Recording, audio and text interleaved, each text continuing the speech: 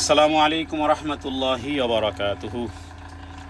আলহামদুলিল্লাহি রব্বিল আলামিন ওয়াসসালাতু ওয়াসসালামু আলা রাসূলিহিল আমিন ওয়া আলা আলিহি ওয়া আসহাবিহি আজমাইন ওয়া মান তাবিআহুম বিইহসানিন ইলা ইয়াউমিদ্দিন, আম্মা বা'দ। যাবতীয় প্রশংসা আল্লাহ সুবহানাহু ওয়া তাআলার জন্য, নির্ধারিত নিবেদিত, যিনি বিশ্বজাহানের একমাত্র প্রতিপালক। দরুদ ও সালাম বর্ষিত হোক মুহাম্মদ রাসূলুল্লাহ সাল্লাল্লাহু আলাইহি ওয়াসাল্লামের উপরে, তার পরিবার পরিজনের উপরে, সাহাবায়ে কেরাম রিদওয়ানুল্লাহি তাআলা আলাইহিম আজমাইনদের উপরে, এবং কিয়ামত পর্যন্ত যারা নিষ্ঠার সাথে, ইখলাসের সাথে প্রিয় নবী মুহাম্মদ রাসূলুল্লাহ সাল্লাল্লাহু আলাইহি ওয়াসাল্লামের সুন্নতে আনুগত্য করবে, আল্লাহ তাআলা তাদের প্রতিও শান্তি বর্ষণ করুন। আল্লাহুম্মা আমিন, আল্লাহুম্মা ইস্তাজিব। আজকের আকিদা বিষয়, আজকের আহলে সুন্নাত আল জামাতের আকিদা বা বিশ্বাস বিষয় আজকের আমরা আলোচনা করব চতুর্থ দর্স। চতুর্থ দর্শে আমরা ইতিপূর্বে 12টি পর্যন্ত যে আমাদের আওয়ার কনসেপ্ট কি, আমরা কি বিশ্বাস করি, কি বিশ্বাস করি আর কি বিশ্বাস করি না, এ বিষয়ে আমরা 1 থেকে নিয়ে ইতিপূর্বে 12 পর্যন্ত আমরা আলোচনা করেছিলাম। আজকের আমরা 13 নম্বর থেকে আবার কনসেপ্ট বা আমরা কি বিশ্বাস করি 13 নম্বর। 13 নম্বরে আমরা বিশ্বাস করি যে আল্লাহ তাআলা তিনি নিশ্চয়ই তিনি তার আপন সত্তায়, আপন গুণাবলীতে সৃষ্টি জগতের সবার ঊর্ধ্বে, কারণ তিনি খালেক আর আমরা হলাম, গোটা পৃথিবী হলো মাখলুক। ক্রিয়েটরকে ক্রিয়েশনের সাথে কখনো মিলানো যায় না। যারাই মিলিয়েছে এরাই বিভ্রান্ত, এরাই পথভ্রষ্ট, এরাই গোমরাহ, এরাই দলালাহ। আমাদের বিশেষ করে আমাদের সোসাইটিতে এগুলো খুব বেশি। মানুষ গানে কবিতায় বলে যে যেমন নাচাও তেমন নাচি, পুতুলের কি দোষ, নাউজুবিল্লাহ মিন যালিক। এগুলো হলো শিরকি বাক্য। স্বয়ং আল্লাহ তাআলা তিনি ঘোষণা করেছেন অহুয়াল আলিয়ুল আযীম। সাজদার মধ্যে পড়ি সুবহানা রাব্বিয়াল আ'লা, তাহলে আ'লা আল আলী আল আযীম এর অর্থ কি? অর্থ হলো সর্বোচ্চ, সর্বাপেক্ষা মহান তিনি। কোনো কিছুর সাথে তার তুলনা করা যাবে না। অহুয়াল কাহিরু ফাওকা ইবাদিহি অহুয়াল হাকিমুল খাবীর। অহুয়াল কাহির, আল্লাহ তাআলা তিনি ক্ষমতাবান, পরাক্রান্ত এবং প্রজ্ঞাময়। ফাওকা ইবাদি, আল্লাহ তাআলা তার স্বীয় বান্দার উপরে ক্ষমতাবান। অহুয়া ইবাদি, তার বান্দার উপরে। অহুয়াল হাকিমুল খাবীর, তিনি পূর্ণ অবহিত। আপনি শুধুমাত্র আল্লাহ তাআলার সিফাতের মধ্যে আপনি যদি মনে করেন যে তিনি সামিয়, তিনি বাসীর, শ্রবণকারী দর্শনকারী, শ্রবণকারী দর্শনকারী, এই দুইটি বিষয়কে যদি শুধু দিল দেমাগে থাকি, তাহলে যে আমি কি বলতেছি এবং আমার যাবতীয় কাজ, অ্যাক্টিভিটি, আমার চিন্তা চেতনা, ধ্যান ধারণা, মননে কি আছে সেটা আল্লাহ তাআলা তিনি সম্যক অবগত এবং তিনি দেখতেছেন। শুধু এই দুইটি জিনিস আপনার হৃদয়ে রাখুন, দেখবেন যে আপনাকে অনেক পাপ থেকে, গুনাহ থেকে বেঁচে থাকতে পারবো আমরা। আল্লাহ তাআলার জন্য যে সিফাতগুলো আছে, এগুলোর কোনো একটা সিফাত আল্লাহ তাআলার মোটামুটি আমরা 99টি, 100 কম 1, 99, 99 প্রত্যেকটা সিফাতের উপরে পৃথিবীর সমস্ত মানুষ যদি লক্ষ লক্ষ বৎসর যদি একটা সিফাতের উপরে, সেটা যেই সিফাতই হোক না কেন, আলোচনা করলেও এর গভীর মূল তথ্য, উপথ্য, এর থেকে শিক্ষা কোনোদিন শেষ হবার নয়। এটা মনে রাখতে হবে। কারণ কি? কারণ ওই আয়াত ইতিপূর্বে আমরা 11 নম্বরের সম্বন্ধে আলোচনা করেছিলাম যে কুল্লাউ কানাল বাহরু মিদাদাল লিকালিমাতি রাব্বি লানাফিদাল বাহরু ক্বাবলা আন তানফাদা কালিমাতু রাব্বি ওয়ালাউ জিনা বিমিসলিহি মাদাদা। সূরা কাহফের 109 নম্বর আয়াত। আর অন্যত্র এই আয়াতেও আছে যে আল্লাহ তাআলার প্রশংসা লেখা, শুধু প্রশংসা, এর হক, এর দাবি, এর এক্স্যাক্টলি যেই ফোকাস, এটা কোনোদিন শেষ হবে না। প্রত্যেকটা সিফাতে। 14 নম্বর আমাদের কনসেপ্ট, আমাদের বিশ্বাস, ইন্না রাব্বাকুমুল্লাহুল্লাযী খালাকাস সামাওয়াতি ওয়াল আরদা ফি সিত্তাতি আইয়াম সুম্মা ইস্তাওয়া আলাল আরশ। এই চুম্বক অংশ হলো সুম্মা ইস্তাওয়া আলাল আরশি ইউদাব্বিরুল আমরা। আল্লাহ তাআলা ইন্না রাব্বাকুম, হে নবী, তোমার প্রভু আল্লাযী খালাকাস সামাওয়াতি, আল্লাহ তাআলা আসমান এবং জমিন সৃষ্টি করেছেন কয় দিনে? 6 দিনে। আসমান জমিনকে সৃষ্টি করেছেন 6 দিনে, এবং তিনি আরশের উপর অবস্থান করেছেন। হ্যাঁ, তিনি প্রত্যেক কাজ পরিচালনা করেন, প্রত্যেক কাজ, ইউদাব্বিরুল আমরা, প্রত্যেক কাজ তিনি পরিচালনা করেন। প্রত্যেক কাজ যদি পরিচালনা, এই ক্ষেত্রে একটা জিনিস মনে রাখতে হবে যে শয়তান বড় চালাক, আপনাকে আপনার জ্ঞান দিয়ে বিভ্রান্ত করার চেষ্টা করবে। এই জন্য এই আয়াত থেকে একটা নির্যাস করা একটা বিষয় আমার কাছে স্পষ্ট, সেটি হলো যে জীবনে যত ভালো ম্যানার আছে, মানুষের জীবনে দুইটা হবে, হয় ভালো না হয় মন্দ, হয় ইতিবাচক নয় নেতিবাচক। আপনার জীবনের যত ভালো কাজ, যত ভালো ম্যানার, যত ভালো অ্যাক্টিভিটি, যত ন্যাকামল, প্রত্যেকটাকে আপনি আল্লাহ তাআলার রহমতের দিকে কানেক্টেড করবেন। আর যত জীবনের ব্যাড ম্যানার আছে, যত খারাপ কাজ আছে, এটাকে আপনি সরাসরি নিজের দিকে ইঙ্গিত করবেন। এটা কোরআনের দাবি। নবীরাই কনসেপ্ট রাখতেন। হ্যাঁ, তাওহীদের কনসেপ্ট এটি, নবীওয়ালা কনসেপ্ট। কথাটা আমি উদাহরণ সহ বলি। হ্যাঁ, আপনি আপনার জীবনে অসুস্থ হয়েছেন, অসুস্থতাকে নিজের দিকে ইঙ্গিত করবেন যে আমি অসুস্থ হয়েছি, বাট শেফাত কে দেন? ফাহুয়া ইয়াশফিন, আল্লাহ তাআলা শেফা দেন।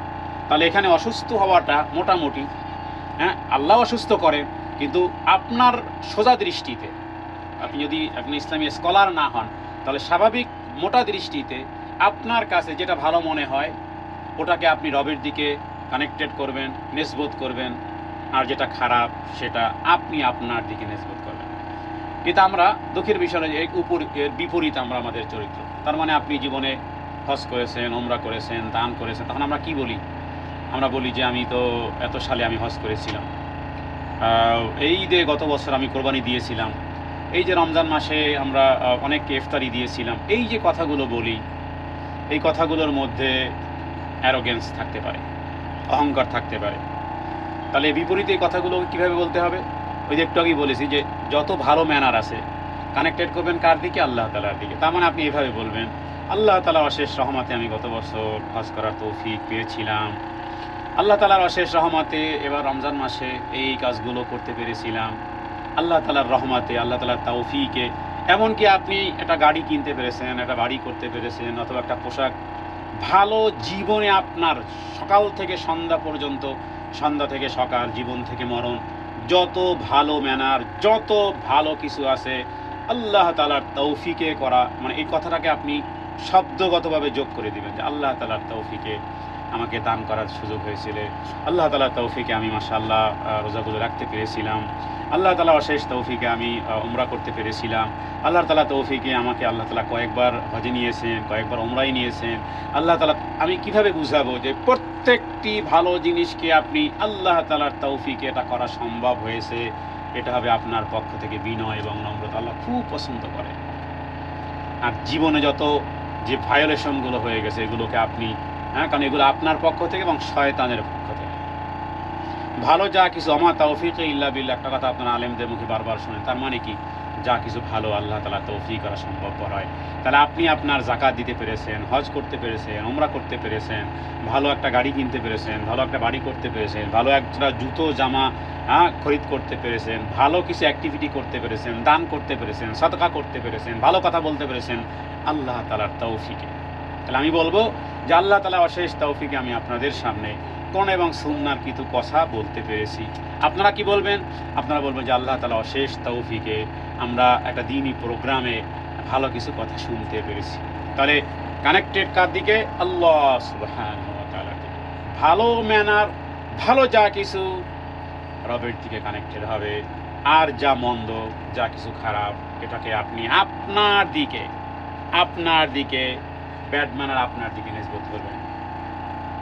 যে আমার মাধ্যমেই বড় ভায়োলেশনটা হয়ে গেছে, আমার মাধ্যমে এই অন্যায়টা হয়ে গেছে, আমার মাধ্যমে ঝগড়া হয়ে গেছে, আমার মাধ্যমে বিবাদ হয়ে গেছে, আমার মাধ্যমে এই গীবত, পরনিন্দা ইত্যাদি এই কাজগুলো হয়ে গেছে, আমার মাধ্যমে সালাত নষ্ট হয়ে গেছে, আমার অলসতার কারণে, আমার দুর্বলতার কারণে আমি দ্বীনি মাহফিল থেকে বঞ্চিত হয়ে গেছি। এভাবে করে যাবতীয় যা কিছু আছে এটাকে আপনার দিকে ইঙ্গিত করবেন, ভালো যা কিছু রবের পক্ষ থেকে। কিন্তু আমরা কি করি? 50 বছর আগে হজ করলে আমি তো অমুক সালে আমি হজ করেছিলাম, আমরা আপা অনেক গত বছর অনেক টাকা জাকাত দিয়েছি, ভালো যা কিছু এটাকে আল্লাহ তাআলা দিয়ে কানেক্টেড করে, এটা আল্লাহর হক। আমরা বিশ্বাস করি আমরা আল্লাহ তাআলা তিনি আপন সত্তায় আরশের উপর অবস্থান, এবং তার জন্য এটা বিশেষ বিশেষ গুণ, তার জন্য এটা একমাত্র তার মহিমার জন্যই প্রযোজ্য, এবং তিনি ছাড়া আর কি অবগত নয়, তিনি সব কিছু জানেন। তো এভাবে করতে করতে এই অভ্যাসগুলো পরিবর্তন করতে করতে আপনি যখন প্রত্যেকটা ভালো কাজ আল্লাহ তাআলার দিকে ইঙ্গিত করবেন, এর মাধ্যমে কি হবে, এর মাধ্যমে আপনার মধ্যে বিনয় নম্রতা আসবে, আর প্রত্যেকটা ভালো কাজের তৌফিক আল্লাহর কাছে কামনা করার মাধ্যমে, প্রত্যেকটা ভালো কাজ আল্লাহ তাআলার দিকে কানেক্টেড করার মাধ্যমে মূলত অহংকার থেকে দূরে থাকতে পারবে। তাহলে আজকে থেকে শুরু করেন আপনারা, সকাল থেকে সন্ধ্যা পর্যন্ত যাবতীয় যা কিছু ভালো, এই জন্য প্রত্যেকটা কাজে রাসূলুল্লাহ সাল্লাল্লাহু আলাইহি ওয়াসাল্লামের সুন্নতি একটা জীবন, যে প্রত্যেকটা কাজে তিনি আল্লাহর প্রশংসা আদায় করতেন, বিসমিল্লাহ বলে শুরু করতেন, আল্লাহর প্রশংসা আদায় করতেন। 15 নম্বর আওয়ার কনসেপ্ট, আমরা বিশ্বাস করি যে আল্লাহ তাআলা তিনি বেশ করে আরশের উপরে সমাসীনের বিষয়টি আমাদের সমাজে বিভিন্ন রকমের ব্যাখ্যা আছে। আগে আমরা বলেছি যে কোরআনুল কারীমের যেইভাবে শব্দ আছে, অর্থ আছে, ওইভাবেই করতে হবে। এটার গভীরত্বে কি আছে, কোনো রকমের তাবদিল, কোনো রকমের তাহরিফ, পরিবর্তন করা যাবে না। আমরা বিশ্বাস করি আল্লাহ তাআলা আরশের উপর অবস্থান করার পরেও তিনি তার এলেম দ্বারা তার জ্ঞান দ্বারা তিনি সৃষ্টির যাবতীয় বিষয় তিনি জানেন। সৃষ্টির যাবতীয় বিষয় তিনি জানেন,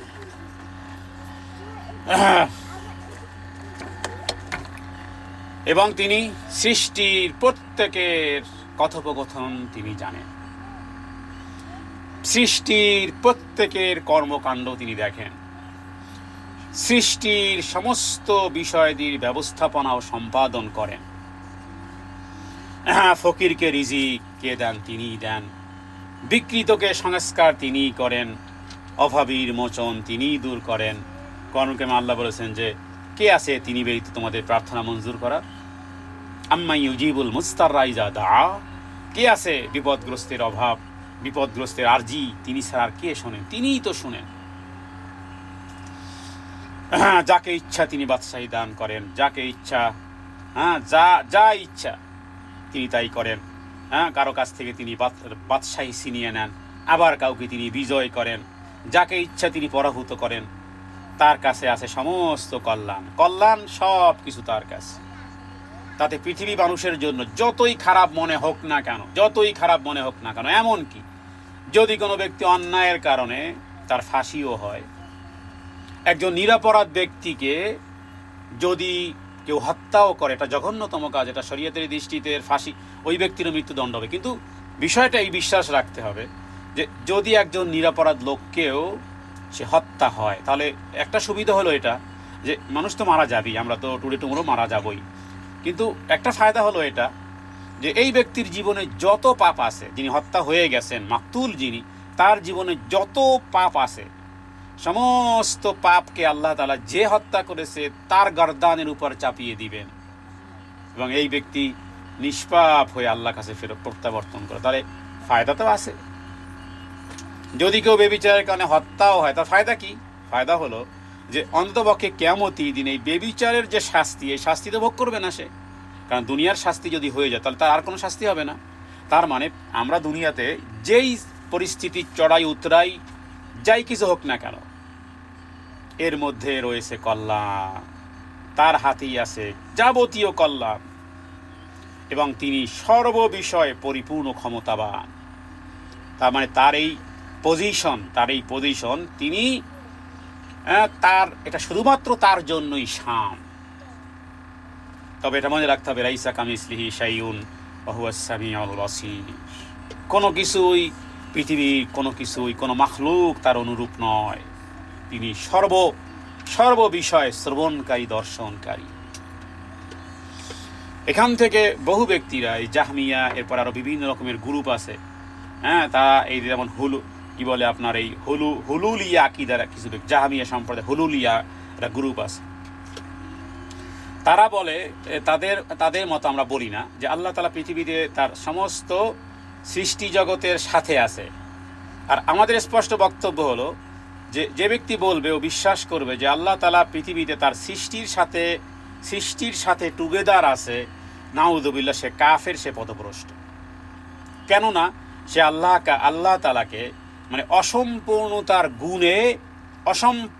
অসম্পূর্ণতার গুণে গুণান্বিত করেছে, যেটা তার জন্য কখনোই শোভা পায় না। তো হুলুলিয়াত কারা? তাদের বিশ্বাস হলো যে আল্লাহ তাআলা তার সৃষ্টির জীবের ভিতরে প্রবেশ করিয়েছেন, নাউযুবিল্লাহ মিন যালিক। তার মানে যত কল্লা তত আল্লাহ, নাউযুবিল্লাহ মিন যালিক। হুবহু এই আকীদা হিন্দুরা পোষণ করে। প্রত্যেক জীবের মধ্যে তারাই খুঁজে পায়, তারা রবের, স্রষ্টার অস্তিত্ব খুঁজে পায়। বিশেষ করে আমাদের এই সুফিবাদীরা, তারা তো শেরি বানিয়েছে, মান্না গঞ্জম দর জমিন ও আসমা লেকে গঞ্জম দর কুলুবে মোমেনা। এটা তারা ফার্সি শের বানিয়েছে, মানে আসমান এবং জমিনে আল্লাহ সামাল হয় না, বাট একজন মুমিনের কলবে সামাল হয়ে যায়। এটা কুফরি আকীদা। আপনি আল্লাহ তাআলাকে কলবের মধ্যে নিয়ে এসেছেন। এটা সুফিবাদী আকীদা, এটা হুলুলি আকীদা, এটা হিন্দুয়ানি আকীদা। আল্লাহ তাআলা তিনি আপনার সমস্ত কিছু জানেন, কিন্তু আপনার কলবে এসে সামাল হয়ে গেছেন না। রাসূলুল্লাহ সাল্লাল্লাহু আলাইহি ওয়াসাল্লাম যেভাবে বলেছেন, যেমন আমরা ওই সুসংবাদে বিশ্বাস করি, তার কোনো তাহরিফ করি না, যে আল্লাহ তাআলা প্রত্যেক রাতের শেষ প্রহরে, রাতকে 3 ভাগ করার পরে শেষ প্রহর যেটা 3 ভাগের শেষ ভাগ, যেটি রাতের 3 ভাগের 1 ভাগ থাকতে পৃথিবীর আসমানে আল্লাহ তাআলা নেমে আসেন এবং বলেন, মাইয়াদউনি ফাস্তাজিব লাহু, মাইয়াসআলুনি ফাউতিয়াহু, মাইয়াস্তাগফিরুনি ফাআগফির লাহু। কে আসো আমাকে ডাকবে, এখন ডাকো, আমি ডাকের সাড়া দিতে প্রস্তুত আছি বান্দা। কে আসো আমার কাছে এখন চাইবে, ও বান্দা আমি এখন তাকে দিতে প্রস্তুত আছি। কে আমার কাছে ক্ষমা চাইবে, মাইয়াস্তাগফিরুনি, কে আসো আমার কাছে ক্ষমা চাইবে, এখনই ক্ষমা চাও, আমি ক্ষমা করে দেব। বাকি এর কাইফিয়াত কি, কিভাবে অবতরণ করেন ইত্যাদি বিষয়ে সামঞ্জস্যতা পৃথিবীর কোনো মাখলুকার সাথে আমরা করি না।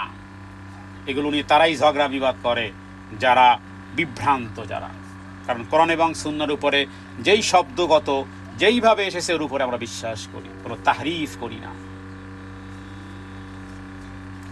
তাহলে কখনো যদি আমরা শেষ রাতে ঘুম থেকে উঠি, তখন অন্ততপক্ষে এই হাদিসে বর্ণিত আল্লাহ তাআলার কাছে তো বলতে পারি আমাদের চাওয়াগুলো, যেহেতু ডাকলে তখন সাড়া দেন, তাকে ডাকলে সাড়া। আপনার যেই মূল বিষয় যেটি আপনি নিয়ে টেনশন করতেছেন, যেটা আপনি প্রয়োজন মনে করেন, সেটা আপনি আল্লাহ তাআলার কাছে চান। আল্লাহ তাআলার কাছে কিছু, যার কাছে চাইলে তিনি খুশি হন, না চাইলে তিনি অসন্তুষ্ট হন। हर घड़ी देने के वो तैयार है, जू ना मांगे उससे बेजार है। আল্লাহ তাআলার কাছে চাইলেই তিনি খুশি হন। আল্লাহ তাআলার কাছে চাওয়া, কারণ মাইয়াস আলুনি, কে ব্যক্তি আমার কাছে চাইবে, ফাউতিয়াহু, মাইয়াস্তাগফিরুনি ফাআগফির লাহু।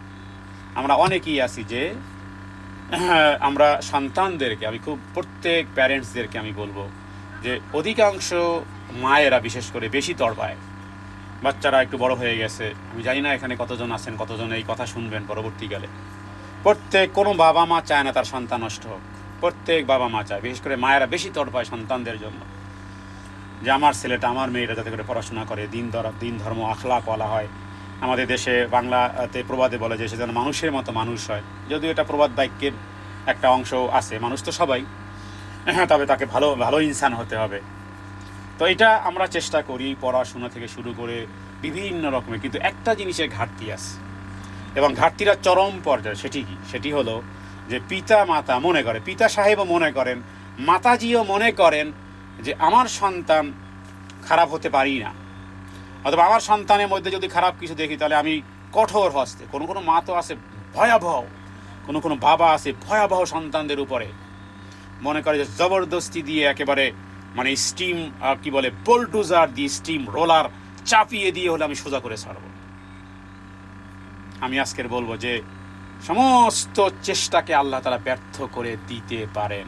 এটা প্রমাণ হয়। বহু ব্যক্তিবর্গ আছেন, বহু মায়েরা আছেন, পার্সোনালি শেকায়েত করেন, এমনিতে শেকায়েত করেন যে সন্তানকে কথাবার্তা শোনাতে পারতেছি না, সন্তান কথা শুনতেছে না, ডানে বললে বামে যায়, বামে বললে ডানে যায়, চেষ্টার কোনো ত্রুটি নেই, কাঁদে, তারপরে ব্যথা পায়, কথাবার্তা বন্ধ হয়ে যায়, অশান্তির দাবানল ঘরে দাউ দাউ করে জ্বলতেছে। কিন্তু একটা জিনিসের কমতি আছে, যেটা নবী রাসূলরা করতেন। সেটা কি? আপনার সব ঠিক আছে বোন, আপনার সব ঠিক আছে, আপনার চেষ্টা, আপনার তারকে ভালো স্কুলে পড়ানো, ভালো পরিবেশে রাখা, ভালো খাবার দেওয়া ইত্যাদি, মানে এভরিথিং এ টু জেড সব ঠিক আছে।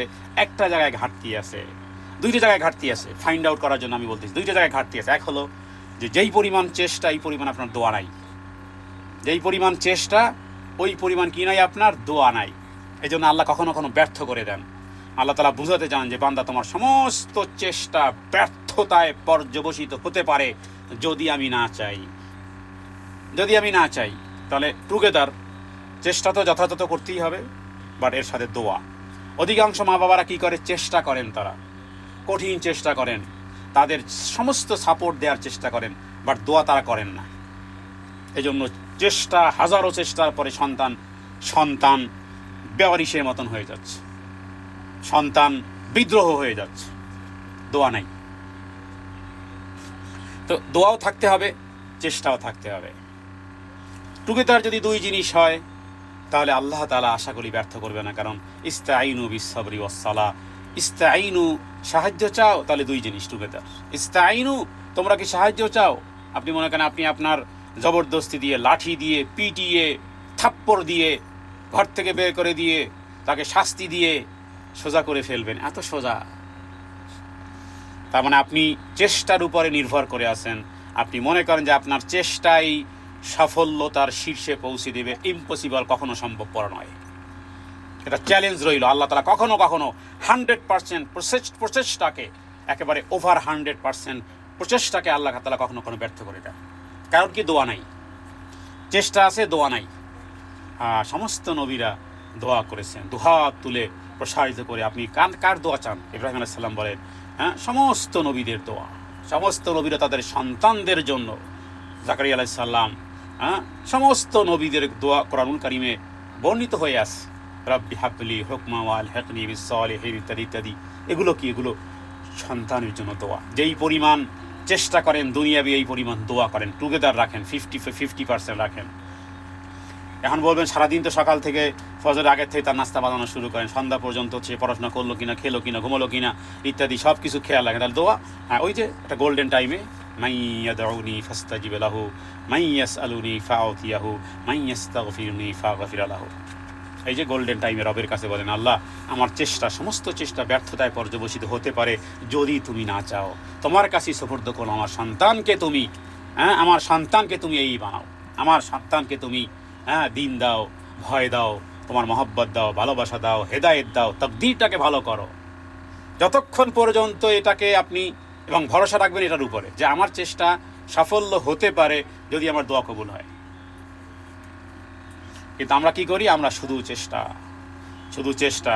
ছেলেকে মেয়েকে ওই ইংলিশ মিডিয়ামে পড়ালে, এরপরে এইভাবে করে আনা নেওয়া করলে, এভাবে করে গাইড করলে খুব ভালো ইনসান হবে। কে বলেছে? আপনি দেখেন না, পত্রপত্রিকায় দেখেন না? তা না হলে বৃদ্ধাশ্রমে ওদের কখনো ইন্টারভিউ, কখনো খেয়াল করবেন, এই সমস্ত চ্যানেলগুলো ইন্টারভিউ নেয়। তারা কি কম স্নেহ, মায়া, মমতা একটা সন্তানকে, ছেলে হোক মেয়ে হোক, শিক্ষা দীক্ষায় একটা হাই এডুকেশন বানাতে মা বাবার কতখানি কাঠখড়ি পোড়ানো লাগে এটা ওই মা বাবা জানে। দিনকে দিন তো মনে করে না, রাতকে রাত মনে করে না, কিন্তু হয় নাই। তাহলে দোয়া, চেষ্টা যতখানি, দোয়া ততখানি। সারাদিন আপনি এর পিছনে খাটেন, তো শেষ রাতে রবের কাছে একটু বলেন যে আল্লাহ, আমি পারবো না, আমি যতই চেষ্টা করি না কেন, আমি তার আখলাক, তার মনন পরিবর্তন করতে পারবো না, তুমিই পরিবর্তন করতে পারবে আল্লাহ। ইয়া মুকাল্লিবাল কুলুব সাব্বিত কুলুবানা আলা দীনিক, রাসূলুল্লাহ সাল্লাল্লাহু আলাইহি ওয়াসাল্লামের দোয়া। কাবা ঘরের চতুর্দিকে যে স্ক্রিনগুলো আছে, এই দোয়াটা স্ক্রিনে ভেসে ওঠে, কারণ এটা বড় ইম্পর্টেন্ট দোয়া। আপনি নিজেও তো বিভ্রান্ত হয়ে যেতে পারেন, সন্তানও বিভ্রান্ত হয়ে যেতে পারে।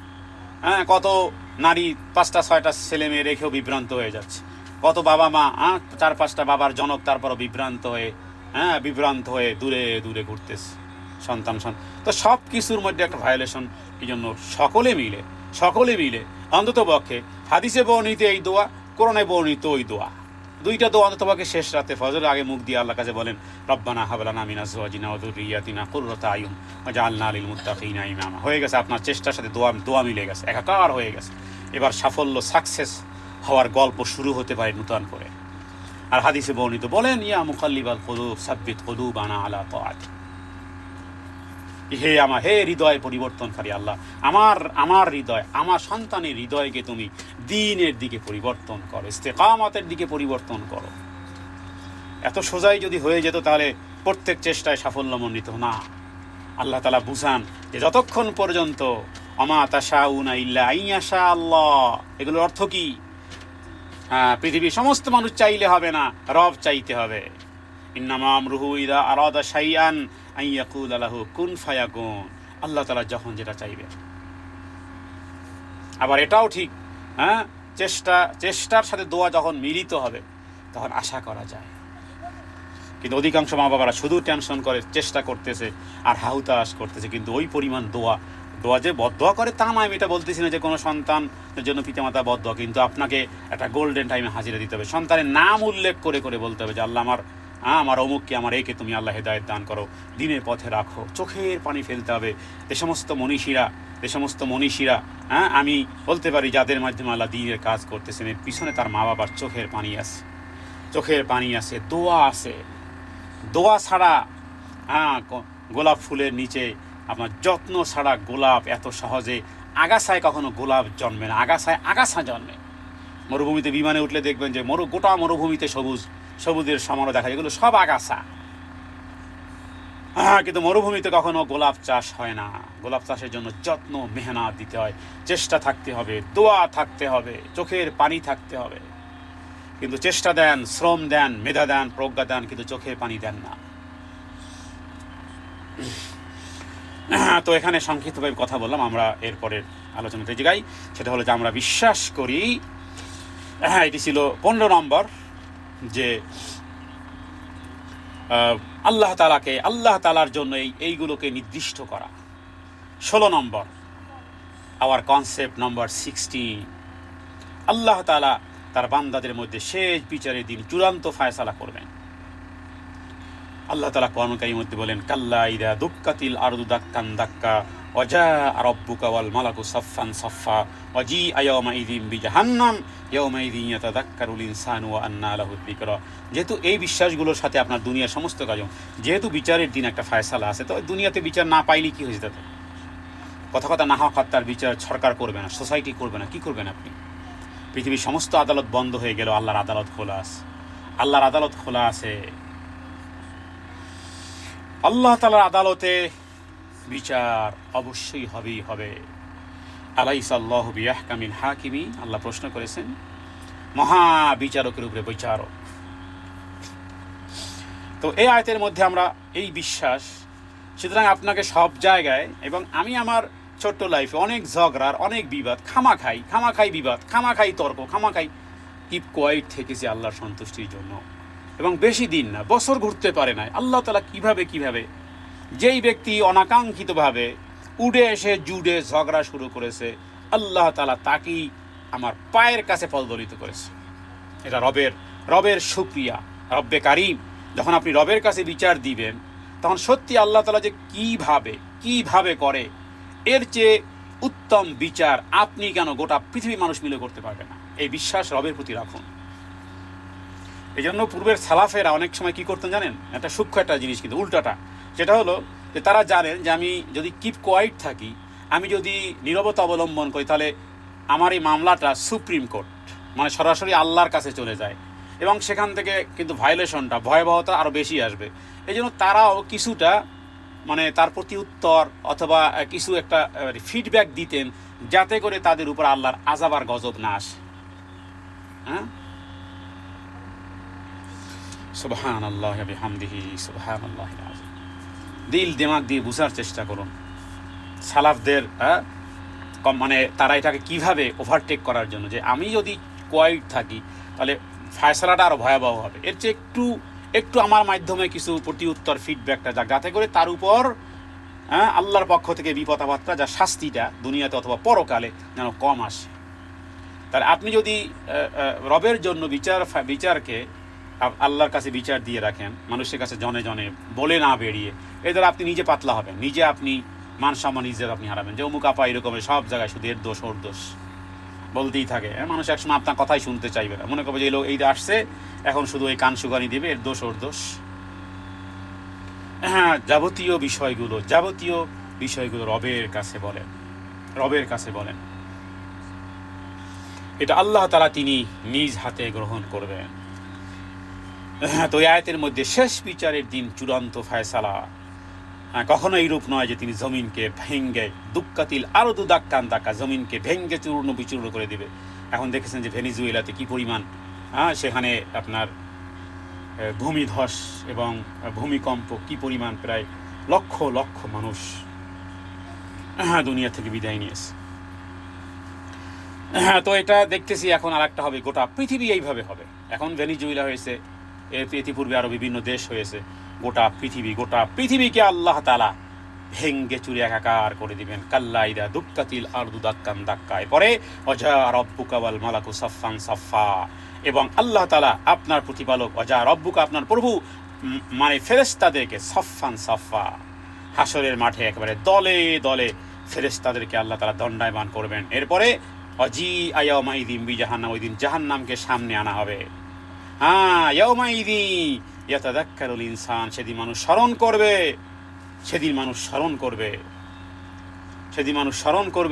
ওই দিন স্মরণ করে। বাট আল্লাহ বলতেছেন ও আন্না লাহু যিকর, এখন ফায়দা কি স্মরণ করে? কি কঠিন এক আয়াত। কিন্তু এখন এই স্মরণ কি ফায়দা হবে বলুন? কোনো ফায়দা হবে না। সুতরাং দুনিয়ার জীবদ্দশায় থেকেই রবের দিকে প্রত্যাবর্তন। আপনার জীবনের প্রত্যেকটা শব্দ, ভালো শব্দ, প্রত্যেকটা তাসবিহ, প্রত্যেকটা তাহলিল আপনাকে অ্যাট দ্য টপ লেভেলে রূপান্তরিত করতেছে। সারাক্ষণ দোয়ার মধ্যে থাকেন, আমি তো বুঝি রাত্রেবেলা ঘুমানোর আগে আপনি অজু করে ঘুমান, আর একজন ফেরেশতা সারা রাত আপনার জন্য ইস্তেগফার করতে থাকবে, আপনার ডিউটি পালন করতে থাকবে। তো এটা করা কি কঠিন? এটাকে একটা হ্যাবিট বানান, এটাকে একটা অভ্যাসে রূপান্তরিত করেন। কেউ নয়, আসছে না কা যাবে না কা, সঙ্গে কেউ থাকবে না। আপনার ভালো কিছু আপনাকেই করতে হবে, এবং যতটুকু করবেন আল্লাহ তাআলা একেবারে কড়া গণ্ডায়, ওয়ানাযউল মাওয়াজিনাল কিসতা লিয়াউমিল কিয়ামা ফালা তুজলামু নাফসুন শাইআ, আল্লাহ তাআলা পৃথিবীর কোনো মানুষের উপরে বিন্দু পরিমাণ জুলুম করেন না। এই সমস্ত কথা নিয়ে আসলে ভিন্ন ভিন্ন আলোচনা হওয়া দরকার। এটা তো আমরা একটা শুধুমাত্র টাচ করতেছি, আমাদের কনসেপ্টটা কি। পৃথিবীতে অনেক মানুষ বলতে পারে তাহলে আমার উপর অমুকের বিপদ, ফিলিস্তিনের উপরে এই বিপদ, অমুক দেশের উপরে এই বিপদ, মুসলমানদের উপরে এই বিপদ, বিশেষ করে আমাদের বাংলাদেশের নারীদের উপরে, শিশুদের উপরে ইত্যাদি বিভিন্ন রকমের কত রকমের বিপদ ইত্যাদি। কিন্তু আসলে বিষয়টা হলো এরকমের যে ফিলিস্তিনিরাও মারা যাচ্ছে বা তারাও একদিন যাবে, যারা বোম্বিং করতেছে ওরাও মারা যাবে। কিন্তু আসলে সর্বশেষ এন্ড অফ মোমেন্টে মূলত আসলে কারা সফল কাম, সেটাই হলো মূল বিষয়। এটা দুনিয়াটা পরীক্ষার জায়গা। ওই যে একজন ব্যক্তি বলতেছিল যে আল্লাহ তাআলা যদি কাউকে, আল্লাহ মাফ করুক, কোনো কাউকে, এখানে আমাদের এক দিনই বোনাসের গিয়ে না জানি না, তার একটা বাচ্চা অ্যাবনর্মাল, তো তিনি কি পরিমাণ কষ্ট করতেন, তাহলে এটা তার পরীক্ষা। কিন্তু তার চেয়ে বড় পরীক্ষা হলো যার বাচ্চা সুস্থ আছে, আপনার 4টা বাচ্চা 5টা বাচ্চা, আপনার সমস্ত বাচ্চাগুলো মাশাআল্লাহ সব সুস্থ আছে। আপনার জন্য আরো বড় পরীক্ষা হলো যে ওই যে একজন, তার একটাই মেয়ে আছে, ধরুন একটা মেয়ে দিই বলি, যেটাকে সমাজ ছোট করে দেখে, আবার ওই মেয়েটা অ্যাবনর্মাল, মুখ দিয়ে লালা পড়ে, কথা বলতে পারে না, পাগলামি ভাব করে।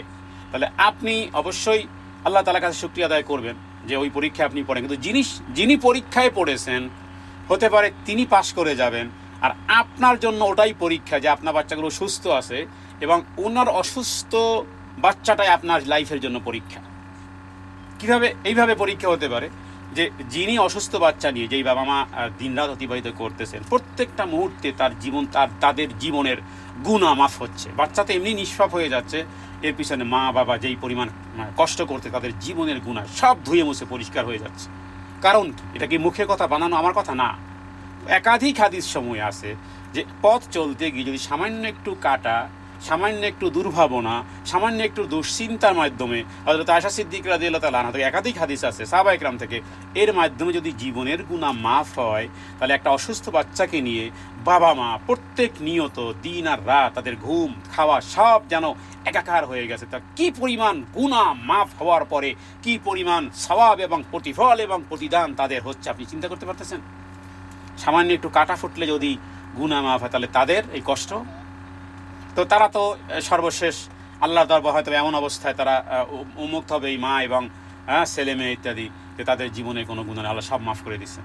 এবার আপনার জন্য পরীক্ষা, আপনার জন্য পরীক্ষা হলো যে আল্লাহ মাফ করুক, ওই সন্তান হয়তো বা আপনার আত্মীয় বা ওই পরিবার আপনার বাড়িতে আসলো, আপনার বাড়িতে এসে একটু এদিক সেদিক করলো, আপনি চটে গেলেন, রেগে গেলেন, এমন একটা কথা বললেন যে আপনি এরকম এই মেয়েকে নিয়ে কেন বেড়াতে যান, আপা এরকম এই মেয়েরা তো এই বিছানা নষ্ট করে, মুখ দিয়ে লোল পরে, খাবার প্লেটে, সোফা সেটে ইত্যাদি বিভিন্ন জায়গাতে। তা আপনি তাকে একটা শাউটিং করলেন বা কিছু আচরণ করলেন, যে পরবর্তীকাল আসলে আর এই সন্তানকে নিয়ে আসবেন না। তো এটা কি হইলো আপনার? এটা কি হইলো আপনার জন্য পরীক্ষা হইলো না? তা আপনি একে তো দিলেন কষ্ট, এটা আপনার জন্য পরীক্ষা। এই পরীক্ষাটা এমন যে হতে পারে ওই মালিক ইয়াউমিদ্দিন যা সূরা ফাতিহাতে পড়েন, ওই দিন দেখতেছেন যে ওই লোল পড়া, ওই অ্যাবনরমাল সন্তানের বাবা মা, তারা তাদের দুনিয়ার জীবদ্দশায় যে রাত আর দিন কষ্ট করে এরা এমন নিষ্পাপভাবে আল্লাহ তাআলার সন্তুষ্টি জান্নাতে প্রবেশ করেছে, কিন্তু ওখানে ওই বাচ্চাটাই আপনার জন্য পরীক্ষা ছিল। এবার আপনি পাশ করতে পারতেছেন, কারণ আপনি শাউটিং করেছেন, আপনি তাকে কষ্ট দিয়েছেন, অথবা যেই কোনো পারপাসে এটা আপনার জন্য একটা পরীক্ষার কাজ হয়ে গেছে। সর্বশেষ এই জন্য কোরআনুল কারীমে একটা আয়াতে আল্লাহ তাআলা এইভাবে বলেছেন, ফামান যুহজিহা আনিন নার ওয়া উদখিলাল জান্নাতা ফাকাদ ফাজ ওয়ামাল হায়াতুদ দুনিয়া ইল্লা মাতাউল গুরুর। যে ব্যক্তি কিয়ামতের দিন জাহান্নামের আগুন থেকে মুক্তি পেল, যুহজিহা আনিন নার, এখানে এই শব্দের মধ্যে একটা ঝংকার আছে, যুহজিহা বন্ধুর গিরিপথ, যুহজিহা আনিন নার, জাহান্নামের আগুন থেকে যাকে মুক্তি দেওয়া হয়েছে, দূরে আছে, উদখিলাল জান্নাতা, এবং জান্নাতে প্রবেশ করিয়ে দেওয়া হয়েছে, ফাকাদ ফাজ, সে উইনার। আমাল হায়াতুদ দুনিয়া ইল্লা মাতাউল গুরুর, দুনিয়ার জীবনের কম্পেয়ার করো, কম্পিটিশন করো, এটা তো ধোঁকা ছাড়া কিছুই না। ধোঁকা, এটা মকরবাজি, এটা এখানে চলে কম্পিটিশন, এখানে চলে সন্তানের কম্পিটিশন, এখানে চলে টাকার কম্পিটিশন, আলহাকুমুত তাকাসুর হাত্তা যুরতুমুল মাকাবির, এগুলোর মধ্যে ইন্নামাল হায়াতুদ দুনিয়া লাইবুন ওয়া লাহবুন ওয়া যিনাতুন ওয়া তাফাখুরুন বাইনাকুম ওয়া তাকাসুরুন ফিল আমওয়াল ওয়াল আওলাদ। এখানে সন্তান সন্ততি কার কত বেশি, এখানে কার সম্পত্তি ইত্যাদি, এগুলোর প্রতিযোগিতা চলে এখানে। এরপর আল্লাহ বলেন আমাল হায়াতুদ দুনিয়া, সব ধোঁকা ছাড়ার কিছুই নয়, ধোঁকা ছাড়ার কিছুই নয়। তাহলে এখান থেকে এই যে বিষয়টি, আমার যেই কনসেপ্ট নিয়ে আলোচনা করতেছি, এটা ছিল 16, যে কিয়ামতের দিন আল্লাহ তাআলা এর বিচার করবেন। সেই বিচারের দিনে দেখা গেছে আপনি তিরস্কার করেছেন কাউকে এভাবে করে শাউটিং করেছেন, আপনি পরীক্ষার মধ্যে গ্রেফতার হয়ে গেছে। আর যাদেরকে দুনিয়ায় পরীক্ষার মধ্যে রাখা হয়েছিল, এদের জীবনে গুনাহ মাফ হয়ে গেছে। আমরা বিশ্বাস করি 17 নম্বর আওয়ার কনসেপ্ট ফাআলুল লিমা ইউরিদ, এগুলো প্রত্যেকটাকে একটাকে মজবুত করবে আপনার ঈমান, আপনার কথোপকথন, আপনার আইডিওলজি, আপনার কোন ম্যানারে আপনি চলবেন।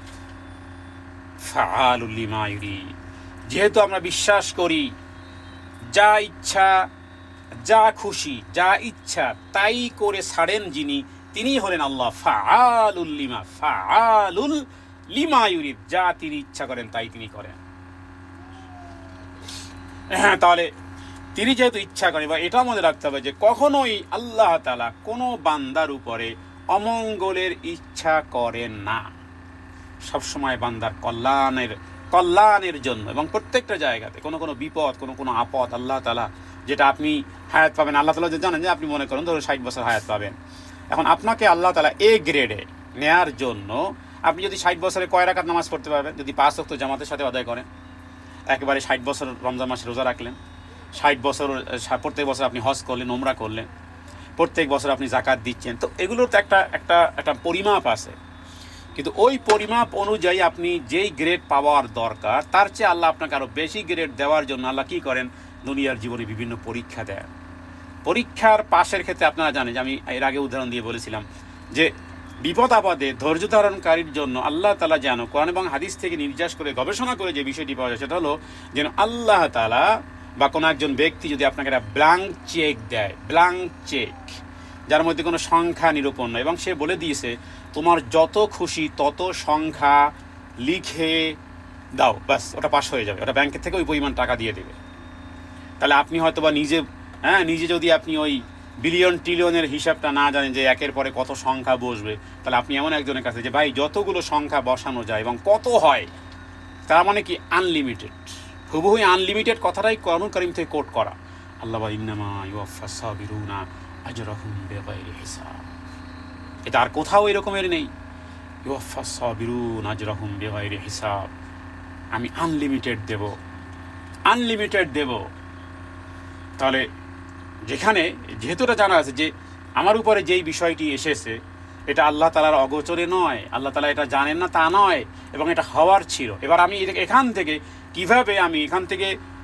থেকে আমি কিভাবে ওভারটেক করব, কিভাবে আমি এটাকে সুন্দরভাবে জাম্পিং করব, সেই ওয়েটা কি, সেই ওয়েটা আল্লাহকে গালাগালি করে নয়, সেই ওয়েটা আল্লাহকে দোষারোপ করে নয়, বরং ইন্না লিল্লাহি ওয়া ইন্না ইলাইহি রাজিউন, আল্লাহুম্মা আজিনি ফি মুসিবাতি ওয়াখলুফ লি খায়রাম মিনহা। মন মানসিকতা যে আল্লাহর মধ্যে কোনো কল্যাণ আছে, এর মধ্যেও কোনো কল্যাণ আছে। আল্লাহ তাআলা এটার বিনিময়ে তিনি কি দিবেন, আনলিমিটেড। ইউওয়াফাস সাবিরুনা আজরাহুম বিগাইরি হিসাব, অপেক্ষা করেছে। পৃথিবীর লাইফ স্টাইলতে সবার একরকম হবে না, এখানে কত ব্যক্তির দুনিয়ার জীবনের কষ্ট, প্রত্যেকটা কষ্টের বিনিময় আল্লাহ কীভাবে দেন। সামান্য একটু উদাহরণ দিলে হয়তো আরও বিষয়টা বুঝে আসবে, কারণ উদাহরণ দিলে মানুষ যতখানি বুঝে, এমনিতে আলোচনা করলে অতখানি বুঝে না। কোরআন হাদিসের আলোচনা, হাদিস দিয়ে কোরআন দিয়ে যতখানি আলোচনা মানুষ মানে ধরতে পারে, এর চেয়ে আরও কিছু উদাহরণ দিলে, কোরআনুল কারীমে আল্লাহ এইভাবে উদাহরণ দিয়েছেন, হাদিসে নবী সাল্লাল্লাহু আলাইহি ওয়াসাল্লাম উদাহরণ দিয়েছেন। তো উদাহরণ দিয়ে আমরা কোরআনুল কারীমের আয়াতগুলো বা শব্দে শব্দে কোরআনে যখন আলোচনা করি, প্রত্যেকটা একটা উদাহরণ নিয়ে আসার চেষ্টা করি যাতে করে মানুষ সহজে বুঝে। দেখুন, একজন চেষ্টার বিনিময়ে একজন নারীর কর্মকাণ্ডকে, আমি এটা প্রায় বলি, বিভিন্ন অ্যাঙ্গেলে বলি, আমি একটা ঘটনা দিকে ইঙ্গিত করি, আপনারা জানেন যে ঘটনা আপনারা বহুবার শুনেছেন, কিন্তু প্রত্যেকবার আমি ভিন্ন ভিন্ন অ্যাঙ্গেলে দেখি। সেটা হলো যে হজ ওমরাকারীদের পুরুষদের একটা প্রশ্ন হতে পারে যে একজন নারী দৌড়িয়েছে, একজন নারী কর্মকাণ্ড, আমরা পুরুষ আমরা কেন করব?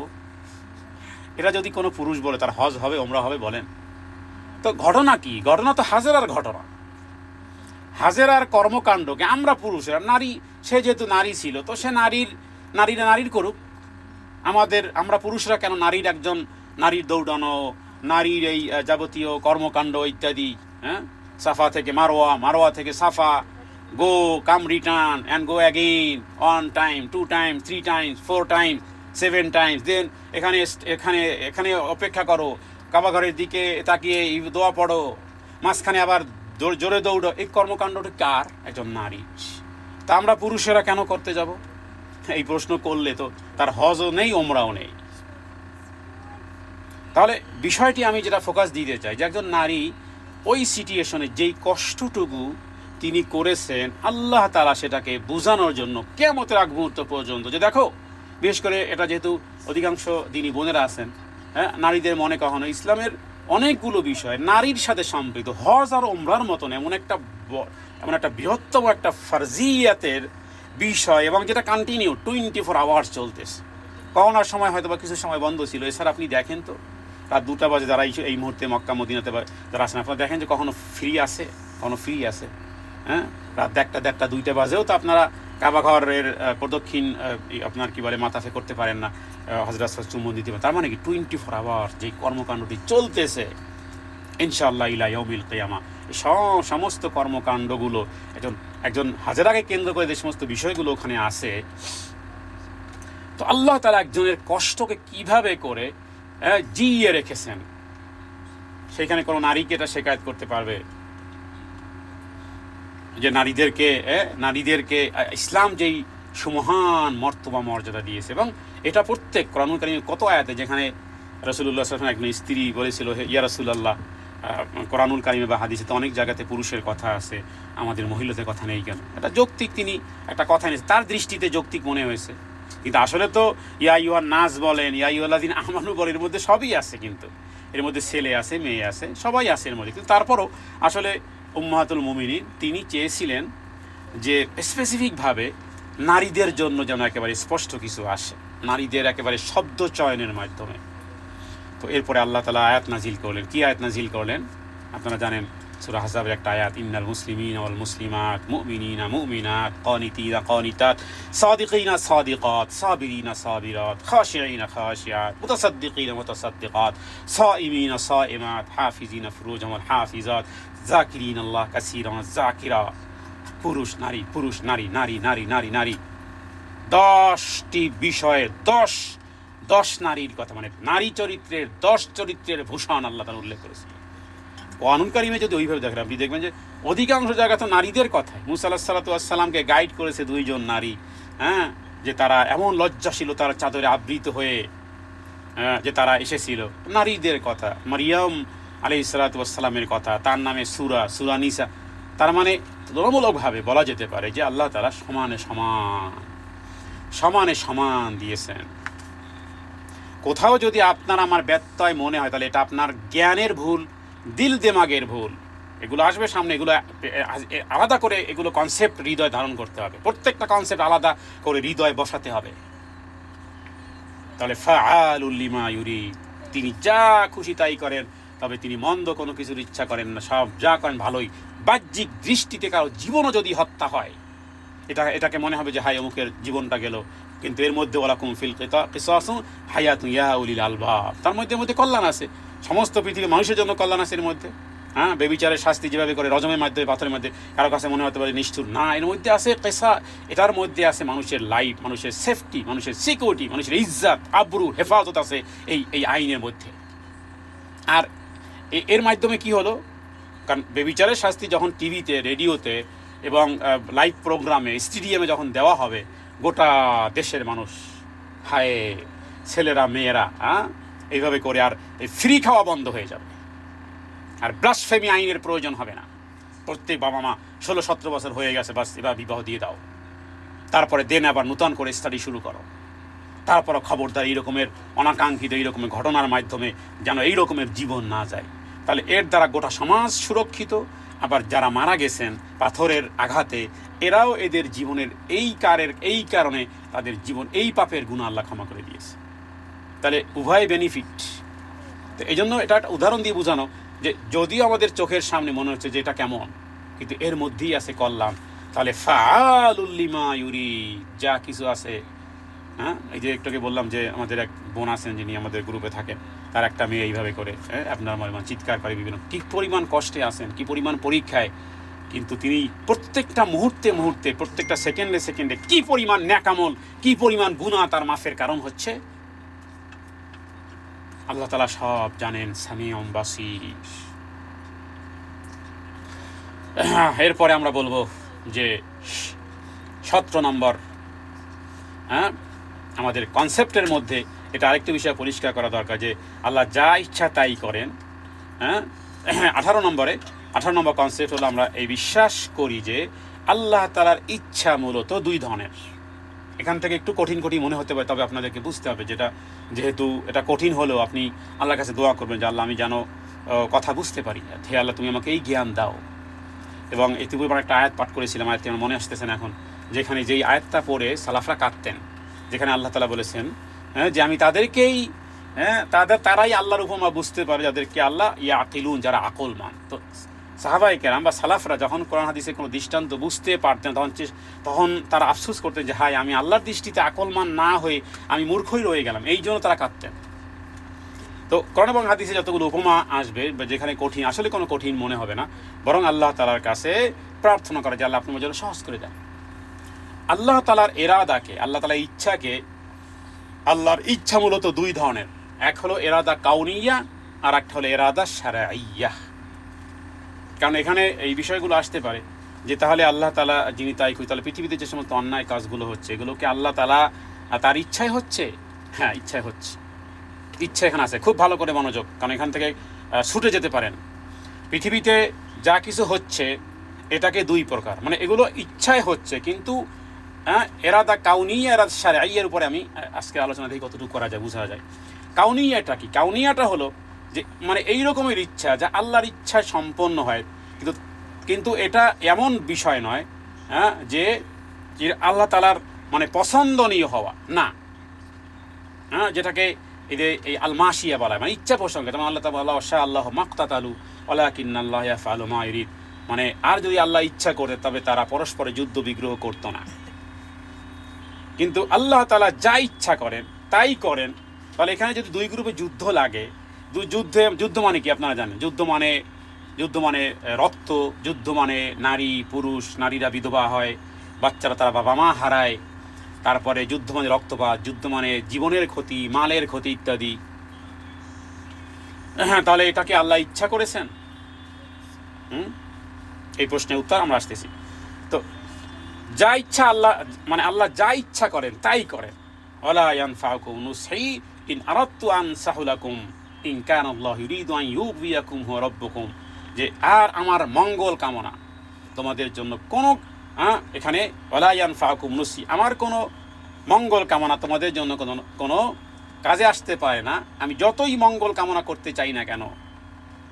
ইন আরাদতু আন সাহুলাকুম ইন কানাল্লাহু ইউরিদু আন ইউগবিয়াকুম হুয়া রাব্বুকুম, কিন্তু যখন আল্লাহ তাআলা চাইবেন বা আল্লাহ তাআলা তোমাদেরকে যখন পথভ্রষ্ট করার ইচ্ছা করবেন তিনি করবেন।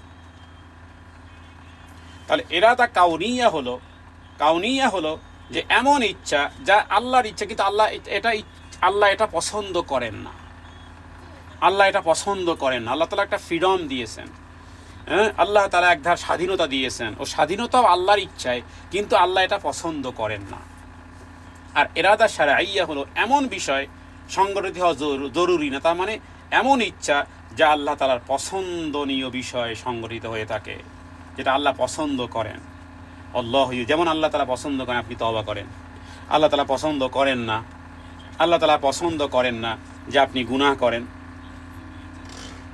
এটাকে আরেকটু আমার মনে হচ্ছে যে আরেকটু বিস্তারিত বলে তাহলে আশা করি বিষয়টা আপনারা আরেকটু ভালো করে ধরতে পারবেন, কারণ এই বিষয়গুলো হাজারো প্রশ্নের অ্যান্সার হতে পারে, হাজারো প্রশ্নের অ্যান্সার। আমি কয়েকটা একটু ভেঙে বলি, তাহলে আশা করি বিষয়টা বুঝে আসবে ইনশাআল্লাহ। জি, এক হলো যে দুই ধরনের ইচ্ছা আল্লাহ তাআলার। প্রথম ইচ্ছা, আল্লাহ যা চান তা হবেই হবে, কেউ আটকাতে পারবে না। এটাকে কি বলা হয়? আরবিতে বলা হয় কাউনিয়া, মানে এরাদায় কাউনিয়া। এটা আল্লাহর সৃষ্টিগত ইচ্ছা, এর উপরে কারো ক্ষমতা নেই থামানোর। যেমন মৃত্যু, প্রত্যেক প্রাণীকে মৃত্যুর স্বাদ নিতে হবে। তাহলে আপনি যত বড় ডাক্তার হন না কেন, যত টাকা পয়সা থাকুক না কেন, যত বড় বাদশাহী হন না কেন, মৃত্যু আসবে, এটা আল্লাহ চান তাই হয়। আচ্ছা, দিন রাত, সূর্য চাঁদ, আল্লাহ তাআলা বলেন যে প্রত্যেকটা সূর্য বা চন্দ্র বা গ্যালাক্সি ইত্যাদি প্রত্যেকটা নির্দিষ্ট কক্ষপথে চলে, চাঁদের জন্য একটা মঞ্জিল নির্ধারণ করেছেন। সূরা ইয়াসিনের মধ্যে আল্লাহ তাআলা লা শামসু ইয়ানবাগি লাহা আন তুদরিকাল কমার ইত্যাদি আয়াতে বলেছেন। তার মানে আমরা চাইলেও পৃথিবীর সূর্যকে থামাতে পারবো না, যেমন কিয়ামত হবে, কেউ থামাতে পারবে? তাহলে এগুলো আল্লাহর ইচ্ছা, এখানে মানুষের কোনো স্বাধীনতা নেই, এগুলো কেউ থামাতে পারবে না। আর আল্লাহর দ্বিতীয় ইচ্ছা, মানে আল্লাহ যা পছন্দ করেন না কিন্তু হতে দেন। খুব ভালো করে গভীর মনোযোগ। বেবিচার হচ্ছে, চুরি হচ্ছে ইত্যাদি বিভিন্ন রকমের খুন খারাপি হচ্ছে, আল্লাহ তাআলা ইচ্ছা করে চোরকে ওই অবস্থায় দাবিয়ে দিতে পারতেন, বেবিচারীদেরকে আল্লাহ তাআলা ওই অবস্থায় অবশ করে দিতে পারতেন, এটা করতে পারেন। তবে এখানে আল্লাহ তাআলা তিনি তার ইচ্ছায় হচ্ছে মানে কি, এটা আল্লাহ পছন্দ করেন না, এই জন্য শাস্তি নির্ধারণ করেছেন, রাসূলুল্লাহ সাল্লাল্লাহু আলাইহি ওয়াসাল্লামকে পাঠিয়েছেন, কিন্তু হতে দেন। এটাকে বলা হয় এরাদায়ে শারঈয়া, এটা আল্লাহর বিধান। এখানে আল্লাহ তাআলা মানুষকে স্বাধীনতা দিয়েছেন। কেন দিয়েছেন বলেন তো? কোরআন কারীম কতবার আপনারা পড়েছেন, লিয়াবলুয়াকুম আইয়ুকুম আহসানু আমালা, পরীক্ষা করার জন্য বান্দা, তোমাদেরকে পরীক্ষা করার জন্য কে তোমরা কর্মে ভালো। এটা আল্লাহর বিধানগত ইচ্ছা। আল্লাহ মানুষকে স্বাধীনতা দিয়েছেন। কেন দিয়েছেন? কারণ পরীক্ষার জন্য। যিনি মৃত্যু সৃষ্টি করেছেন তোমাদের পরীক্ষা করার জন্য। আইয়ুকুম আহসানু আমালা, কে তোমরা কর্মে উত্তম। এরপরে অথচ আল্লাহ তাআলা এই বিষয়ে কি বলেছেন, যে আমি মানুষকে পথ দেখিয়েছি, হয় সে কৃতজ্ঞ হবে না হয় অকৃতজ্ঞ হবে, ইম্মা শাকিরান ইম্মা কাফুরান। যেমন আপনি অকৃতজ্ঞ হলেন, অকৃতজ্ঞ হওয়ার ক্ষমতা আপনার, ফেরেশতাদের জিবরাইলের তো অকৃতজ্ঞ হওয়ার ক্ষমতা নেই, তা আপনার? তার মানে আল্লাহর ইচ্ছায় হচ্ছে কিন্তু ছেড়ে দিয়েছেন আল্লাহ তারা। আপনি অকৃতজ্ঞ হচ্ছেন আল্লাহকে অস্বীকার করতে। হ্যাঁ, ইচ্ছা করলে আপনি, এটা কি কোনো ফেরেশতারা পারবে? মানব আর দানব ছাড়া পৃথিবীর একটা বালুকরা থেকে শুরু করে ওই ফেরেশতা, যেই ফেরেশতার কাঁধ থেকে গলা পর্যন্ত 700 বছরের রাস্তা, এত বড় ফেরেশতা।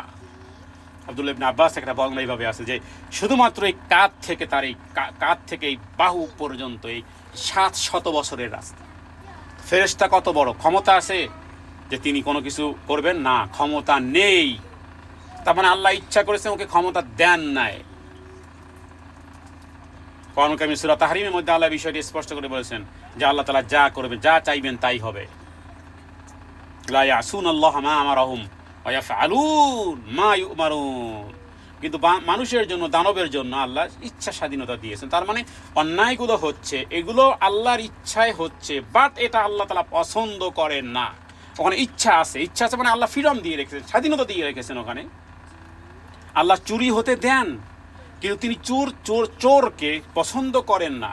বিধায় আল্লাহ তাআলা বিধান দিয়েছেন, আস-সারিকু ওয়াস-সারিকাতু ফাকতাউ আইদিয়াহুমা। চোর নারী হোক আর পুরুষ হোক, হাত কেটে দাও। নারী হোক আর পুরুষ হোক, হাত কেটে দাও। তো তিনি যদি পছন্দ করতেন তাহলে শাস্তি দিতেন? শাস্তি দেন কেন? অপছন্দ করেন।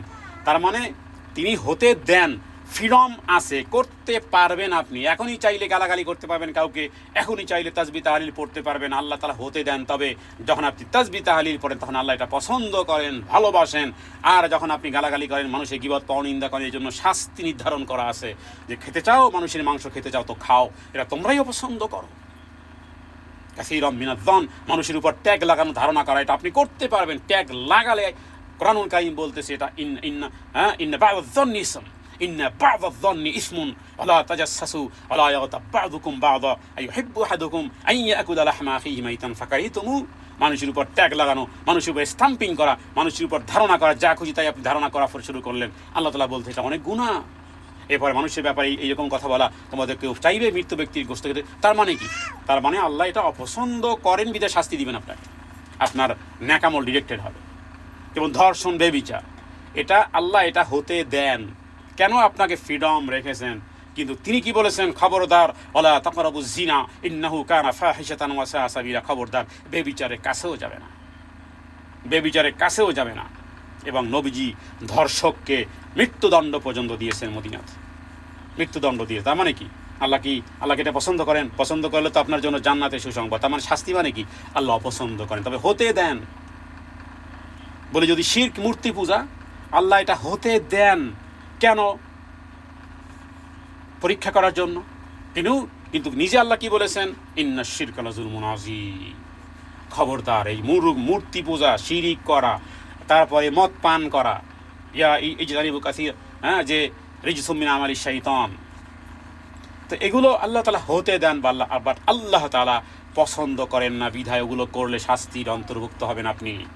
শিরিক করলে ইন্নাশ শিরকা লাযুলমুন আযীম। তার মানে মূর্তি পূজা হচ্ছে স্রষ্টার সাথে অংশীদার বানানো, ভয়াবহ পাপ। মিথ্যা বলা, ঘুষ খাওয়া, জুলুম করা, সব আল্লাহ হতে দেন, কিন্তু আল্লাহ বলেন আমি জালেমদেরকে পছন্দ করি না। এগুলোর জন্য, প্রত্যেকটার জন্য শাস্তি আছে। তার প্রশ্ন হলো যে আল্লাহ তাআলা কেন থামান না? কেন থামান না? থামাতে পারেন না? অবশ্যই পারেন। চন্দ্র, সূর্য, গ্রহ, নক্ষত্র সব কিছু একটা সিস্টেম অনুযায়ী, এক চুল রত্তি পরিমাণ ন্যানো সেকেন্ডের এদিক সেদিক হওয়ার ক্ষমতা নেই। তা আপনাকে থামাতে পারেন না? অবশ্যই পারেন। কারণ যদি আল্লাহ দ্বিতীয় প্রকারের সমস্ত খারাপ কাজ সাথে সাথে থামিয়ে দিতেন, তাহলে কি এক্সাম হতো? এক্সাম হতো না, পরীক্ষা হতো না। চিন্তা করেন, যদি কেউ চুরি করতে গেলে হাত বাড়ালেই যদি আল্লাহ অবশ করে দিতেন, কেউ যদি ধর্ষণ করতে গেলেই আল্লাহ তাকে পাথরের মতন মূর্তি করে দাঁড়িয়ে দিয়েছেন, কেউ মিথ্যা বললি মুখ থেকে রক্ত পড়া শুরু হয়েছে, কেউ মিথ্যা বললি জবান বন্ধ হয়ে গেছে, গীবত পরনিন্দা করলি মুখ দিয়ে কালো কালো রক্ত বমি শুরু হয়ে গেছে, তাহলে তো সব একেবারে, এখানে দুইটা হইতো। এক হলো যে সব সোজা হয়ে গেছে, যখন কি এরকম কথা বলতে ভাই খবরদার প্লিজ, ওই কথা বলিও নয়, একবার আমি এখান থেকে শুনলাম না, দিলাম আমি দৌড়। এভাবে করে একেবারে ফেরেশতা স্বভাবের হয়ে যেত। আর একটা হয়ে যেত যে পৃথিবীর মানুষের জীবনযাত্রা আল্লাহ তাআলা কোরআন কারীমের মধ্যে বলেছেন, আলা ইউআখিদুল্লাহুন নাসা বিযুলমিহিম মা তারাকা আলাইহা মিন দাব্বা। মানুষের অপরাধের শাস্তি যদি আল্লাহ তাআলা এই জমিনে দেওয়া শুরু করতেন, তাহলে কে বাঁচত? আপনি বাঁচতেন, আমি বাঁচতাম, মক্কার ইমাম সাহেব বাঁচত, কে বাঁচত বলেন? সাত্তারুল অয়ুব, কত অনুগ্রহ করেছেন। সুতরাং প্রকাশ হওয়ার আগেই সংশোধন হন, এটাই তো কোরআন সুন্নাহর দাবি, এই কনসেপ্ট হৃদয়ে রাখা। তো সবাই ফেরেশতার চরিত্রের মতন হয়ে যেত, তাহলে জান্নাত এবং জাহান্নাম, বিচার দিবস, পুরস্কার, রেওয়ার্ড, শাস্তি, শান্তি, জান্নাত, জাহান্নাম, এগুলো থাকার প্রয়োজন কি ছিল? এই জন্য আল্লাহ তাআলা বলেন, যদি আল্লাহ মানুষকে তাদের জুলুমের কারণে সাথে সাথে পাকড়াও করতেন, তাহলে পৃথিবীতে কোনো প্রাণী বাকি থাকতো না, কোনো প্রাণী বাকি থাকতো না। কিন্তু তিনি তাদেরকে নির্দিষ্ট সময় পর্যন্ত অবকাশ দেন। তার মানে আল্লাহ সময় চান, সময় দেন। ও চোর মিয়া, চুরি করা বাদ দিয়ে তওবা করো, মানুষের মাল ফেরত দাও। ও ধর্ষক, ফিরে আসো। ও খুনি, অনুতপ্ত হও, রক্তপান দাও। ও রাতের অন্ধকারে পাপকারী, ও দিনের প্রকাশ্য আলোতে পাপকারী, ফিরে আসো, স্টপ হও। হ্যাঁ, সরকার আপনাকে বিদ্যুৎ দেয়, হ্যাঁ, আপনি সেই বিদ্যুৎ দিয়ে হাসপাতাল বলেন, জীবন বাঁচানো বলেন, বিভিন্নভাবে এগুলো উপকার দিয়ে ব্যবহার করেন। কিন্তু আপনি যদি কাউকে আপনি এই বিদ্যুৎ দিয়ে আপনি শর্ট দেন, কারেন্টের শর্ট দেন, তো সরকার বিদ্যুৎ দিয়েছে, আর সেই কারেন্টের শর্ট দিয়ে যদি আপনি কাউকে মানুষ মারেন, তো সেই খুনের দায় সরকার নিবে? হ্যাঁ, এই কামার কুমার ছুরি বানিয়েছে, আপনি কাঁঠাল কেটে খাবেন, আম কেটে খাবেন, কিন্তু সেই ছুরি দিয়ে আপনি মানুষ হত্যা করেছেন। তো ছুরি তো ওই জন্য বানানো হয় না। এই যে কয়েকদিন আগে দেখলাম যে মা মেয়ে তিনজনকে এরকমের একজন ছুরি দিয়ে মা মেয়েকে জবাই করে ফেলেছে। এটার বিচার রাষ্ট্রের, এটার বিচার সমাজের করতে হবে। অন্যায়ের সাথে অন্যায়কে সাপোর্ট দেওয়া যাবে না। কিন্তু পৃথিবীর কোনো ব্যক্তি যদি বিচার না করে, তাহলে আল্লাহ তাআলা আফানাজ্জালুল মুসলিমিনা কাল মুজরিমিন মা লাকুম কাইফা তাহকুমুন, কেমন তোমাদের বিচার? তোমরা বিচার করো না, তোমরা এর দায়িত্ব, রেসপন্সিবিলিটি তোমাদের উপর আছে। আলা কুল্লুকুম রাইন ওয়া কুল্লুম মাসউলুন আন রাইয়াতিহি। কিন্তু আল্লাহ তাআলা এর বিচার কড়াগন্ডায় করবেন। সুতরাং আল্লাহ তাআলা হাত দিয়েছেন, চোখ দিয়েছেন, শক্তি দিয়েছেন, ইচ্ছা দিয়েছেন। সেই শক্তি দিয়ে আল্লাহ ইবাদত করতে পারো, আবার সেই শক্তি দিয়ে চুরিও করতে পারো। আল্লাহ ক্ষমতা দিয়েছেন বলে তিনি দায়ী নয়। দায়ী কে? দায়ী তুমি। সুতরাং প্রথম ইচ্ছায় যেটা বলেছিলাম সেটা আটকাতে পারবো না, মৃত্যু আটকাতে পারবো না, জন্ম, রিজিক, কিয়ামত, এগুলো আল্লাহর হুকুমে। কিন্তু দ্বিতীয় যেটা ইচ্ছা, যে তুমি যেটা করতেছো আল্লাহ শুধু হতে দেন, মানে আল্লাহর ইচ্ছা হয়, তবে তিনি পছন্দ করেন না। সেটা চুরি বলেন, ধর্ষণ বলেন, খুন বলেন, শিরিক বলেন, এগুলো আল্লাহ ঘৃণা করেন, নিষেধ করেছেন, কঠিন শাস্তি ব্যবস্থা রেখেছেন। সুতরাং আল্লাহ বলেন, তোমাদের উপরে যে সমস্ত বিপদগুলো আসে, এগুলো তোমাদের হাতের কামাই। যাহারাল ফাসাদু ফিল বাররি ওয়াল বাহরি বিমা কাসাবাত আইদিন নাস, এগুলো তোমাদের হাতের কামাই। এবং আল্লাহ তাআলা আমার রব্বুকা বিযাল্লামিল লিল আবিদ, এরকম আয়াত বহু আছে কোরআনুল কারীমে। আল্লাহ তাআলা মানুষের উপর জুলুম করেন না, মানুষ নিজেরাই জুলুম করে।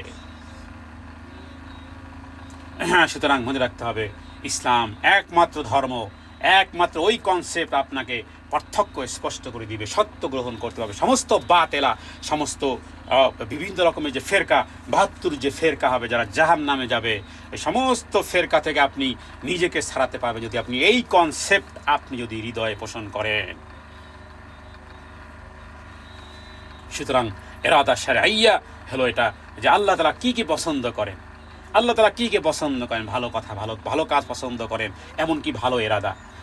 আপনি এক্সপ্লেন করতে পারতেছেন, আপনার ক্ষমতা নেই, পাওয়ার নেই, বাট আপনি ভালো একটা ইচ্ছা পোষণ করেছেন। ভালো ইচ্ছাটাকেও আল্লাহ তাআলা এটাকে নেকের রূপ দিয়ে আপনার আমলনামাতে লিখে দেন। ভালো ইচ্ছা, শুধুমাত্র অনলি আপনি ইচ্ছা করেছেন যে যদি আমার টাকা পয়সা থাকতো, আমার যদি এরকম থাকতো, আমি একটা মসজিদ বানাতাম, আমি এতিমের পাশে দাঁড়াতাম, আমি জনকল্যাণমূলক কাজ করতাম, ইচ্ছা করেছেন, ব্যাস এনাফ।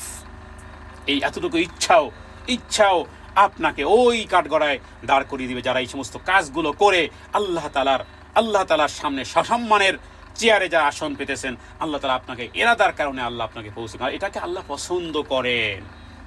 আর যদি একই জিনিস পছন্দ করে, যদি আমার টাকা পয়সা দেখাই দিতাম আমি এইভাবে করে, যেটা অন্যায়, ভায়োলেশন, তাহলে এই ইরাদার কারণে আপনি গুনাহগার হয়ে যাচ্ছেন। তাহলে কনসেপ্ট যদি ঠিকঠাক হয়ে যায়, তাহলে এই কনসেপ্ট থেকে আজকের এই আমরা 17 নম্বর কনসেপ্টে আমরা জানলাম যে আল্লাহু ইউরিদু আন ইয়াতুবা, আল্লাহ পছন্দ কী করেন সে বিষয়গুলো করার চেষ্টা করব। আল্লাহ তাআলার কাছে প্রার্থনা করি, হে আল্লাহ তুমি যা পছন্দ করো, হে আল্লাহ ওই কাজ করার তৌফিক তুমি আমাদেরকে দান করো। হে আল্লাহ যা তুমি অপছন্দ করো তা থেকে যেন দূরে থাকতে পারি, হে আল্লাহ আপনি আমাদেরকে তৌফিক দেন। হে আল্লাহ আপনি আমাদেরকে ওই তাওহীদ দেন, আহলে সুন্নাত ওয়াল জামাতে ওই আকীদা দেন যেই আকীদা পোষণ করতেন সাহাবায়ে কেরাম রিদওয়ানুল্লাহি তাআলা আলাইহিম আজমাইন, যে আকীদা পোষণ করেছেন সিরাতাল্লাযীনা আনআমতা আলাইহিম। হে আল্লাহ তাদের থেকে পরিত্রাণ চাই যারা গায়রিল মাগদুবি আলাইহিম ওয়ালাদ-দাল্লিন। আমিন। সুবহানাকাল্লাহুম্মা বিহামদিকা আশহাদু আল্লা ইলাহা ইল্লা আনতা আস্তাগফিরুকা ওয়া আতুবু ইলাইক। আসসালামু আলাইকুম ওয়া রাহমাতুল্লাহি ওয়া বারাকাতুহু।